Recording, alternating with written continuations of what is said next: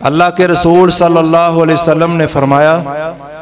کہ وہ نکاح کا خواہشمند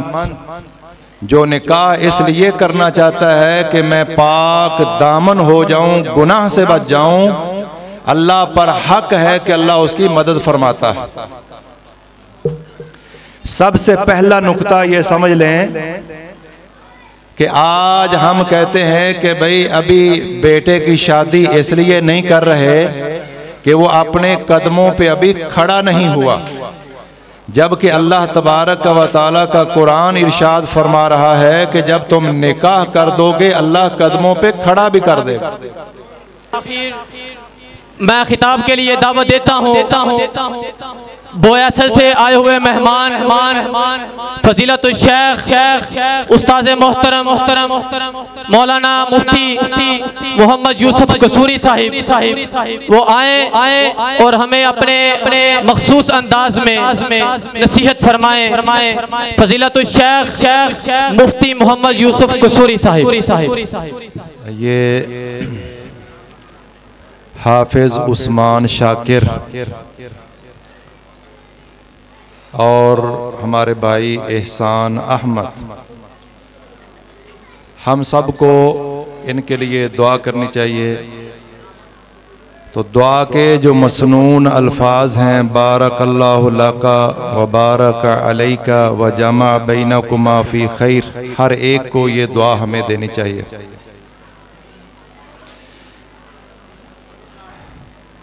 تمام احباب، میں انشاءاللہ زیادہ وقت نہیں لوں گا، تمام احباب مرد و خواتین وہ پوری دل جمی اور سکون کے ساتھ چند کلمات جو ہیں ان کے گوش گزار کرنے ہیں۔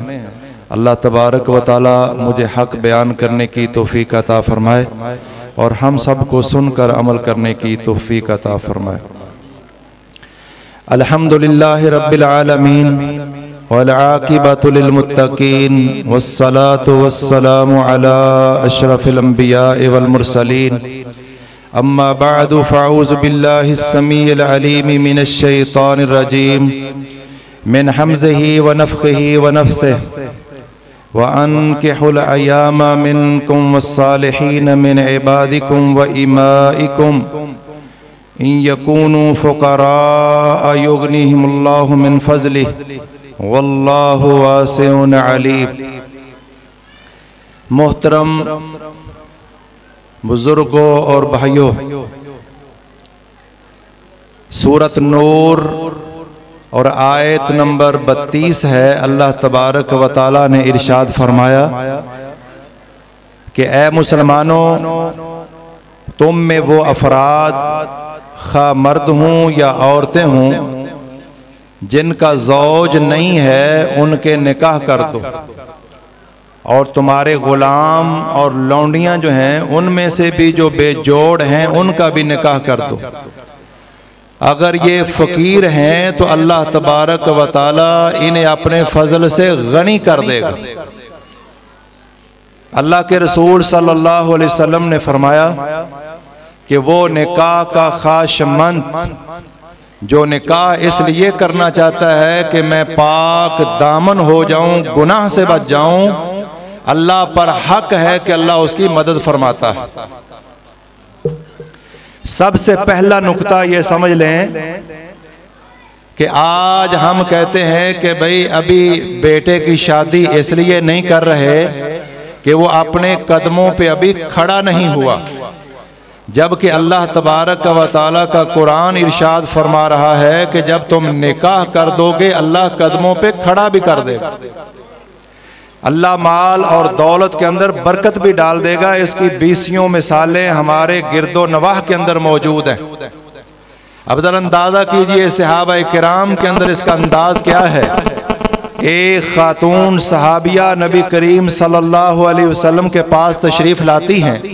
اور آ کر کہا، اللہ کے رسول صلی اللہ علیہ وسلم، میں اپنا نفس آپ کو ہبہ کرتی ہوں، خالصۃ لک من دون المومنین، یہ صرف اور صرف خاصہ ہے رسول اللہ صلی اللہ علیہ وسلم کا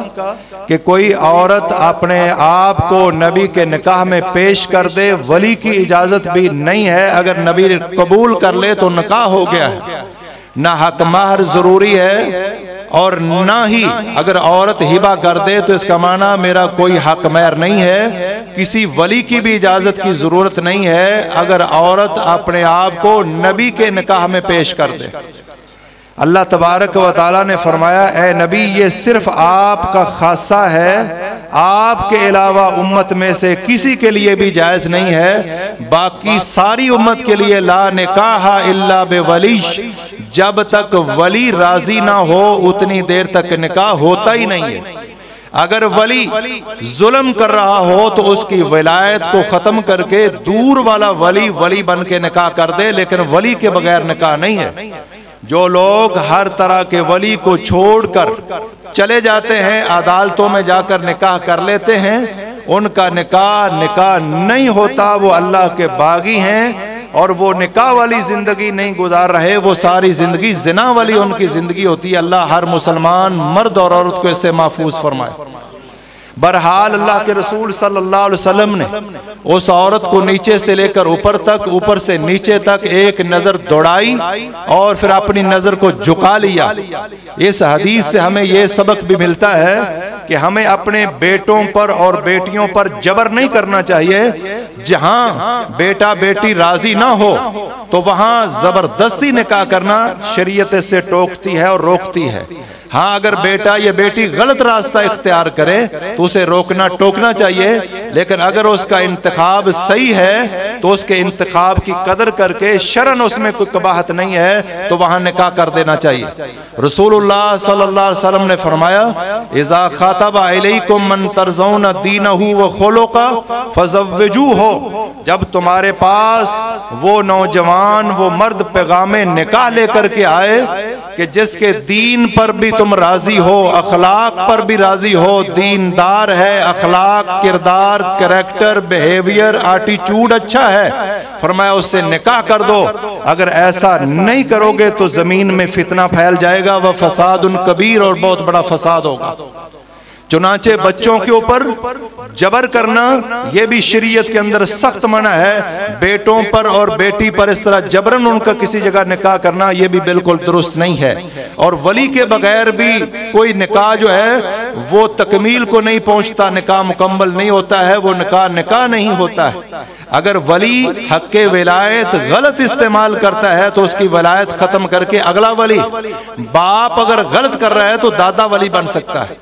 اگر باپ اسی طرح بھائی ولی بن سکتا ہے، اگر باپ غلط جگہ پر انتخاب کر رہا ہے تو بہرحال اللہ کے رسول صلی اللہ علیہ وسلم نے نظر کو جھکا لیا اور فرمایا کہ آج مجھے عورتوں کے اندر حاجت نہیں ہے نکاح کرنے کی۔ ایک صحابی رسول آج کب تلک ہم اپنے بچوں کے نکاحوں کو لیٹ کرتے رہتے ہیں؟ اگر کوئی شرعی ضرورت ہے، بچے کی تعلیم کا مسئلہ ہے، تربیت کا مسئلہ ہے بچی کا، یہ الگ بات ہے، لیکن جہیز کی لمبی چوڑی فرست کی خاطر یا رشتہ یہ ڈاکٹر لڑکی ہونی چاہیے یا اس لیول کی لڑکی ہونی چاہیے یا فلاں یا اس طرح کی کوٹھی جب نہ بن جائے، بنگلہ جب نہ بن جائے اتنی دیر نکاح نہیں کرتے۔ اس کی وجہ سے معاشرے میں کس قدر برائیاں جو وہ پھیلتی ہیں۔ اب آپ اندازہ کیجئے کہ اللہ کے نبی نے صحابہ کرام کی کیا تربیت کی ہے۔ ایک صحابی کھڑا ہوا کہنے لگا اللہ کے رسول صلی اللہ علیہ وسلم اگر آپ کو اس کی حاجت نہیں ہے تو آپ اس عورت کا مجھ سے نکاح کر دیجئے۔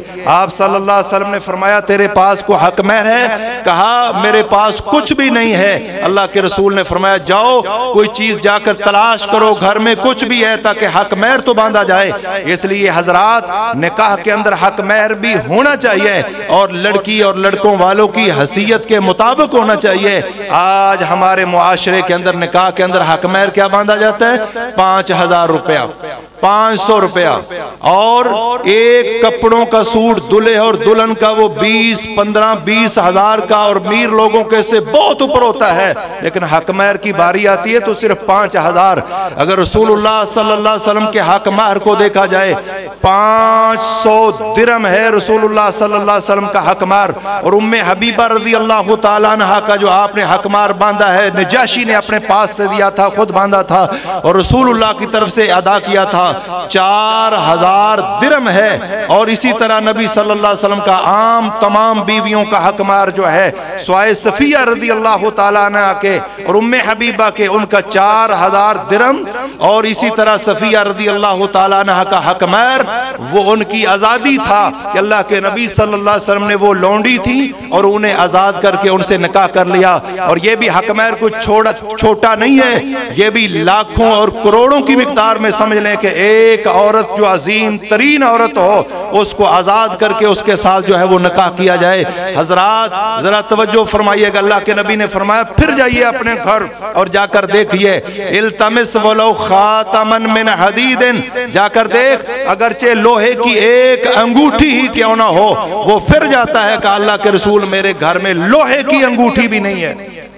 آج تو جب تک اتنی تنہا بچے کی نہ لگے، اس طرح کا مکان نہ ہو، یہ سٹیٹس نہ ہو، اس طرح کی تنہا نہ ہو، ہم بچوں بچیوں کے نکاحوں کو لیٹ کرتے رہتے ہیں۔ اللہ کے نبی نے فرمایا جا کر تلاش کر، اگرچہ لوہے کی ایک انگوٹھی جو ہے وہ تجھے مل جائے۔ وہ پھر گیا، کہا اللہ کی قسم ہمارے گھر میں لوہے کی انگوٹھی بھی نہیں ہے۔ اللہ کے رسول صلی اللہ علیہ وسلم نے فرمایا، پھر وہ صحابی بیٹھ گیا اور کافی لمبی مجلس ہو گئی۔ لمبی مجلس کے بعد اٹھ کر جانے لگا۔ نبی کریم صلی اللہ علیہ وسلم نے واپس بلا کر پوچھا بتائیے تجھے کوئی قرآن یاد ہے؟ سبحان اللہ، اے مسلمانوں اپنے بچوں کو قرآن پڑھاؤ، قرآن یاد کراؤ، قرآن کے حافظ بناؤ۔ اللہ کے رسول نے جب پوچھا قرآن یاد ہے، کہنے لگا مائی سورت و قضا و سورت و قضا، اللہ کے رسول مجھے فلاں سورت بھی یاد، فلاں سورت بھی یاد، فلاں سورت بھی یاد۔ اللہ کے رسول نے فرمایا انی ملک تو کہا بما معک من القرآن، جو تجھے قرآن یاد ہے اس کو سکھا دینا، میں نے اس کے بدلے تیرا اسے نکاح کر دیا۔ اب دیکھیے اللہ تبارک و تعالیٰ نے جب وعدہ کر لیا ان یکونوا فقراء یغنیہم اللہ من فضلہ، اگر وہ فقیر تنگ دست محتاج بھی ہوں گے اللہ نکاح کی برکت سے غنی کر دے گا۔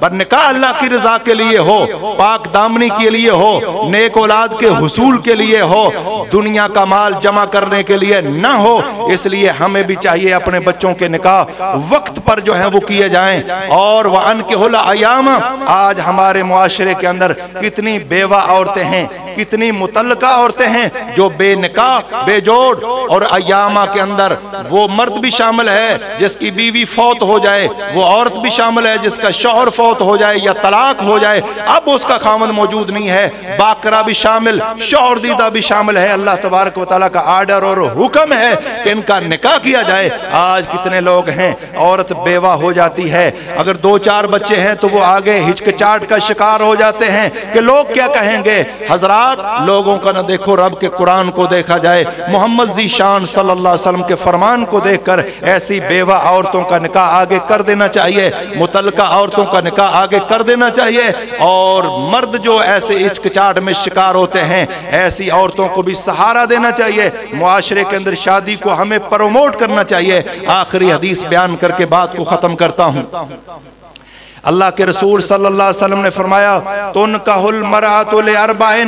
جب عورتوں سے اس دور میں آپ صلی اللہ علیہ وسلم نے فرمایا تھا کسی بھی خاتون سے جو شادی ہوتی ہے وہ تقریباً 4 اسباب کی وجہ سے ہوتی ہے، لمالها ولحسبها ولجمالها ولدینها فاظفر بذات الدین۔ اللہ کے رسول صلی اللہ علیہ وسلم نے فرمایا کوئی لوگ اس عورت کا انتخاب کرتے ہیں لڑکی کا جو حسن و جمال کی پیکر ہو، کوئی لوگ اس عورت کا انتخاب کرتے ہیں جو مالدار ہو، کچھ لوگ اس عورت کا انتخاب کرتے ہیں جو حسب اور نسب بڑے خاندان کی مالک ہو۔ اللہ کے رسول صلی اللہ علیہ وسلم نے ہمیں جو حکم دیا ہے شریعت اسلامیہ کے اندر مسلمان مردوں کو جو حکم ہے فاظفر بذات الدین، اسی لیے لڑکی کو بھی یہی حکم کہ وہ بھی ایسے لڑکے کا انتخاب کرے جو دین والا ہو۔ اگر دین کے ساتھ ساری چیزیں جمع ہو جائیں تو فابہا و نعمت، یہ اللہ کا بہت بڑا بڑا فضل اور کرم، لیکن اگر تینوں چیزیں موجود ہوں، دین غائب ہو جائے، اور دین کا مطلب کیا ہے؟ دین کے اوپر عمل، شریعت کے اوپر عمل، خواہ وہ عالم ہو، فاضل ہو یا غیر عالم ہو، لیکن دین پر عمل کرتا ہے، اللہ تبارک و تعالیٰ نے، نبی کریم صلی اللہ علیہ وسلم نے فرمایا فَاظْفَرْ بِذَاتِ الدِّینِ۔ لہذا آج کی اس بزم میں آخری میرا پیغام مردوں کو، عورتوں کو، خواتین کو، باپوں کو، ماؤں کو یہ ہے کہ اپنی اولاد کے لیے، بیٹوں کے لیے، بیٹیوں کے لیے اس رشتے کو تلاش کیا جائے، اور دین جس کے اندر موجود ہو، باقی چیزیں ملیں تو فابہا و نعمت، بہتر، لیکن اگر کچھ نہ ملے، دین مل گیا تو سب کچھ مل گیا، سب کچھ ملا، دین نہ ملا تو سمجھے کچھ نہیں ملا۔ اللہ تبارک و تعالی ہمیں ان نکاح کے موقعوں پر سنتوں کو رواج دینے کی توفیق عطا فرمائے، اور اس بنیاد پر جو اللہ کے نبی نے فرمایا دین کی بنیاد پر رشتے کیے جائیں، اسی بنیاد پر پہلے بچوں بچیوں کو دین پڑھایا جائے، اسی بنیاد پر ان کے رشتے کیے جائیں۔ وما توفیقی الا باللہ، سبحان ربک رب العزت عما یصفون، والسلام علی المرسلین، والحمد للہ۔ ماشاءاللہ، جزاک اللہ، بارک اللہ، نصیحت کے موتی بکھیر رہے تھے فضیلت الشیخ مفتی محمد یوسف قصوری حافظ اللہ تعالی، مدیر التعلیم جامعہ محمد بن اسماعیل البخاری بویسل۔ تو دعائیہ کلمات کے لیے میں دعوت دیتا ہوں استاذ محترم قاری المقری فضیلت الشیخ قاری محمد ادریس ثاقب صاحب حافظ اللہ تعالی کو کہ وہ دعا فرمائیں۔ قاری محمد ادریس ثاقب صاحب حافظ اللہ تعالی۔ بسم اللہ الرحمن الرحیم۔ یا رب لک الحمد کما ينبغی لجلال وجہک وعظیم سلطانک، الحمد للہ حمدا کثیرا طیبا مبارکا فیہ، الحمد للہ الذی لم يتخذ ولدا ولم يكن له شریک فی الملک ولم يكن له ولی من الذل وکبره تکبیرا، لا الہ الا انت سبحانک انی کنت من الظالمین، لا الہ الا انت سبحانک انی کنت من الظالمین، لا الہ الا انت سبحانک انی کنت من الظالمین۔ اللہم انا نسألک بأننا نشہد انک انت اللہ، لا الہ الا انت الاحد الصمد الذی لم یلد ولم یولد ولم یکن له کفوا احد۔ اللہم انا نسألک بأن لک الحمد، لا الہ الا انت وحدک لا شریک لک المنان، یا بدیع السماوات والارض، یا ذا الجلال والاکرام، یا ذا الجلال والاکرام، یا ذا الجلال والاکرام۔ اللہم صل علی محمد وعلی آل محمد كما صليت على إبراهيم وعلى آل إبراهيم إنك حميد مجيد، اللهم بارك على محمد وعلى آل محمد كما باركت على إبراهيم وعلى آل إبراهيم إنك حميد مجيد۔ ربنا ظلمنا أنفسنا وإن لم تغفر لنا وترحمنا لنکونن من الخاسرین۔ یا اللہ اسی بڑے گناہگار، اپنی رحمت دے نال ساڈے سارے گناہ معاف فرما۔ یا اللہ اپنی رحمت دے نال سانو بھی معاف کر دے، ساڈے ماں باپ نو بھی معاف کر دے، مولا سانو بھی معاف کر دے، ساڈے اساتذہ نو بھی معاف کر دے، مولا سانو بھی معاف کر دے، ساڈے بہناں بھائیاں نو بھی معاف کر دے، مولا سانو بھی معاف کر دے، ساڈے بیوی بچیاں نو بھی معاف کر دے۔ یا اللہ اپنی رحمت دے نال اس پروگرام نو اللہ قبول فرما، جو تیری توفیق نال حضرت شیخ نے نصیحتاں فرمائیاں، اللہ عمل دی توفیق عطا فرما۔ یا اللہ اس مجلس دے اندر جو بھی والدین اپنی اولاد دے رشتیاں دے حوالے نال پریشان نے، مولا نیک رشتے عطا فرما۔ یا اللہ اپنی رحمت دے نال پریشانی اللہ ختم فرما۔ یا اللہ جو والدین اپنی اولاد دے رشتیاں دی وجہ تو پریشان نے، مولا اپنی رحمت دے نال آسانیاں پیدا فرما۔ یا اللہ آسانیاں پیدا فرما یا اللہ جنہوں نے اپنی اولاداں دیاں شادیاں کیتیاں مولا سکھ عطا فرما یا اللہ سکھ عطا فرما یا اللہ انہاں برخورداراں دی شادی دے موقع تے ولیمے دے موقع تے پروگرام ہے مولا حافظ عثمان صاحب اور ساڑھے برخوردار احسان الہی بھائی دے ولیمے دے موقع تے یا اللہ اس موقع نو اللہ تو اپنی رحمت دے نال برکت والا بنا دے اللہ انہاں شادیاں نو انہاں نکاحاں نو اللہ برکت والے بنا دے یا اللہ خیر و برکت عطا فرما یا اللہ حاسدین دے حسد تو بچا مولا شریراں دی شرارت تو بچا یا اللہ بیٹیاں نو بھی اپنے سسرال والیاں دا خیال کرن دی توفیق دے اور اللہ بیٹیاں نو بھی اللہ اپنے سسرال والیاں دے اپنے خامن دے والدین دا خیال کرن دی توفیق عطا فرما احترام کرن دی توفیق عطا فرما یا اللہ جو بھی رشتیاں دے حوالے نال پریشان نے اللہ خوشیاں نصیب کر دے پریشانی ختم فرما یا اللہ اس پروگرام نو قبول فرما یا اللہ اس پروگرام نو قبول فرما یا اللہ جتوں بھی ساتھیاں نے دعا واسطے کیا ہے جو بھی اپنے بیٹے اور بیٹیاں دے رشتیاں دی وجہ تو پریشان نے اللہ سب دی مدد فرما ربنا آتنا فی الدنیا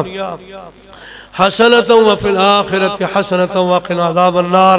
یا اللہ جنہ ساتھیوں نے مینوں کیا یا حضرت شیخ صاحب نو کیا دیگر علماء جو اتھے موجود نے جنوں بھی کیا مولا تو سب دے واسطے اللہ آسانیاں پیدا فرما دے ربنا هب لنا من ازواجنا وذرياتنا قرة اعين واجعلنا للمتقين اماما ربنا تقبل منا انك انت السميع العليم وتب علينا انك انت التواب الرحيم سبحان ربك رب العزة عما يصفون وسلام على المرسلين والحمد لله رب العالمين